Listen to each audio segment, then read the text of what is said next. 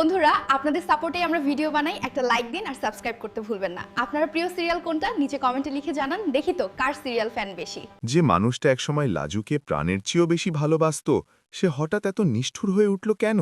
কার প্ররোচনায় লাজুর জীবন আর স্বপ্ন ভেঙে দিতে চাইছে সুদেব? এর পেছনে কি লুকিয়ে আছে বনলতার কোনো ভয়ঙ্কর চক্রান্ত?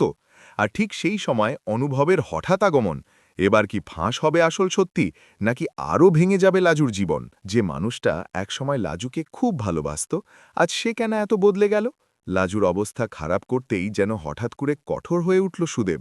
সম্পূর্ণ ঘটনা বুঝতে হলে শুরু থেকেই দেখা যাক। গল্পের শুরুতেই দেখা যায় লাজুরা সবাই মিলে সকালবেলা নাস্তা করছিল। ঠিক তখনই বাড়ির কলিং বেল বেজে ওঠে। লাজু দরজা খুলতেই অবাক হয়ে দেখে সুদেব এসে দাঁড়িয়ে আছে। সুদেবকে দেখে কিঙ্কিনি এগিয়ে এসে বলে, আরে সুদেব, তুমি হঠাৎ এলে নাকি? তখন সুদেব সরাসরি লাজুর দিকে তাকিয়ে বলে, লাজু, আমি তোকে নিতে এসেছি। সুদেবের কথা শুনে লাজু একটু অবাক হয়ে বলে, কিন্তু তোমাকে তো আমি বলেছিলাম আমার কয়েকটা ক্লাস আছে, ক্লাস শেষ করেই আমি নিজে থেকে চলে যাব, তোমার আসার দরকার ছিল না। সুদেব তখন একটু রেগে গিয়ে বলে, তুই এত প্রশ্ন করিস না, তোকে যা বলেছি সেটাই করবি। কিঙ্কিনি তখন পরিস্থিতি সামলাতে বলে, বাইরে দাঁড়িয়ে কথা বলছো কেন?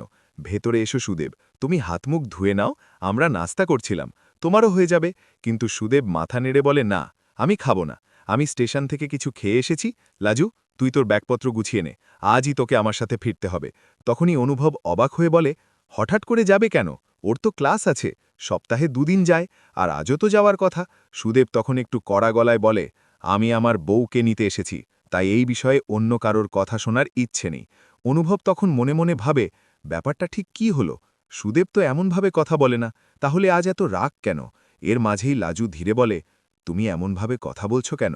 সুদেব বলে, আমি খুব স্বাভাবিকভাবেই বলছি, এখান থেকে তোকে নিয়ে যেতে এসেছি, অত ভাবার কিছু নেই। জেঠু তখন শান্ত গলায় বলে, সুদেব, আমরা তো তোমাকে এমন ব্যবহার করতে কখনো দেখিনি, হঠাৎ করে এত রাগারাগি কেন? আর আগে যদি এত টান থাকতো তাহলে লাজুকে নিজের বাড়িতে রাখতে পারলে না কেন? কেন ওকে এখানে রেখে চলে গিয়েছিলে? এবার বলো। সুদেব একটু থেমে বলে, হ্যাঁ, একদিন ভুল হয়েছিল ঠিকই, কিন্তু এখন যখন সব ঠিক হয়েছে তখন লাজুর তো নিজের বাড়িতেই থাকা উচিত। এই সময় অনুভব বলে, না, লাজু এখন যাবে না, ওর যা করার আছে সেটা শেষ করুক। সুদেব তখন বিরক্ত হয়ে বলে, তুমি আমাদের ব্যাপারে কেন কথা বলছো? আর টিচার দিদি, আপনি কি আপনার স্বামীকে সামলাতে পারেন না? অন্যের সংসারের মধ্যে কেন আসছেন? এই কথা শুনে অনুভব রেগে যায়, মনে হয় যেন ওকে মারবে। তখনই সুদেব ঠান্ডা গলায় বলে, আমার গায়ে হাত তুললে কিন্তু ভালো হবে না, আমি যা বলেছি ঠিকই বলেছি, অনেক হয়েছে, এই বাড়াবাড়ি আর করো না। আর যদি লাজুর জন্য এত দরদ থাকে তাহলে তুমি বরং লাজুকেই বিয়ে করে নাও। এই কথা শুনে ঘরের সবাই হতবাক হয়ে যায়। অনুভব এগিয়ে যেতে চাইলে তার স্ত্রী তাকে থামিয়ে দেয়, বলে, তুমি ওর গায়ে হাত তুলবে না, ওকে যা বলার বলুক।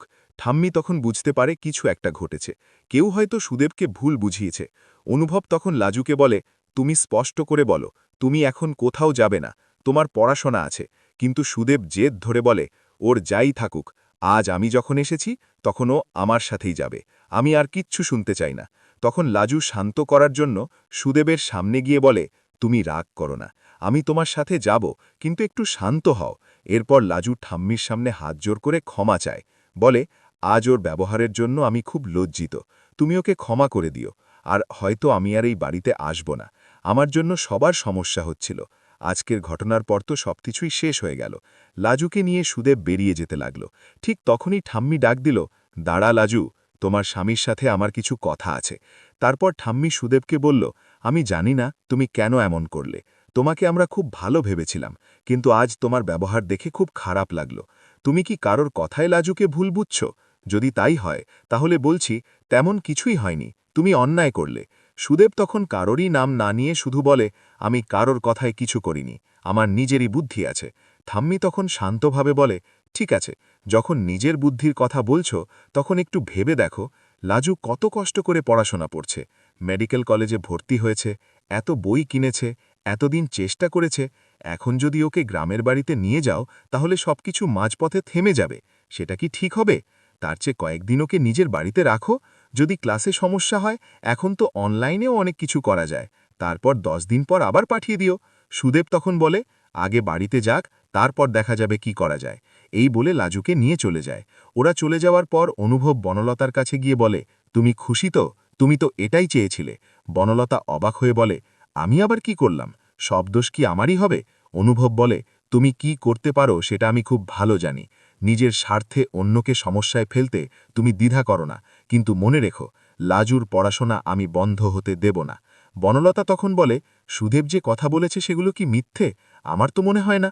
হয়তো মিউজিক তোমার মেনে নিতে কষ্ট হচ্ছে, কিন্তু কথাগুলো সত্যি। অনুভব তখন বলে, কি সত্যি আর কি মিথ্যে সেটা সময়ই বলে দেবে। তবে তুমি ভুল করেছ, আর তার ফল একদিন পেতেই হবে। এরপর আর তোমার জন্য আমার মনে সেই জায়গাটা থাকবে না। এই কথা শুনে বনলতা খুব কষ্ট পায়। অন্যদিকে লাজু অটোতে করে সুদেবের সাথে যাচ্ছে। লাজুর মুখে মন খারাপের ছাপ। সুদেব তখন বলে, তুই এত ভাবছিস কেন? আমি কি এমন করেছি? লাজু ধীরে বলে, তুমি আজ যে ব্যবহার করলে সেটা খুব খারাপ হয়েছে। তুমি যার কথাতেই প্রভাবিত হও না কেন, ভুল করেছ। আমি তো বলেছিলাম কয়েকটা বছর একটু কষ্ট করে থাকতে, তুমি সেটা পারলে না। সুদেব তখন বোঝানোর চেষ্টা করে বলে, তুই আমাকে ভুল বুঝছিস। আমি শুধু চেয়েছিলাম তুই আমাদের বাড়িতে কিছুদিন থাক। তুই না এলে আমারও খারাপ লাগে, তাই এসব নিয়ে আর ভাবিস না। এই বলে সুদেব অটোর মধ্যে লাজুর হাত ধরতে যায়, কিন্তু লাজু হাতটা সরিয়ে নেয়। সেটা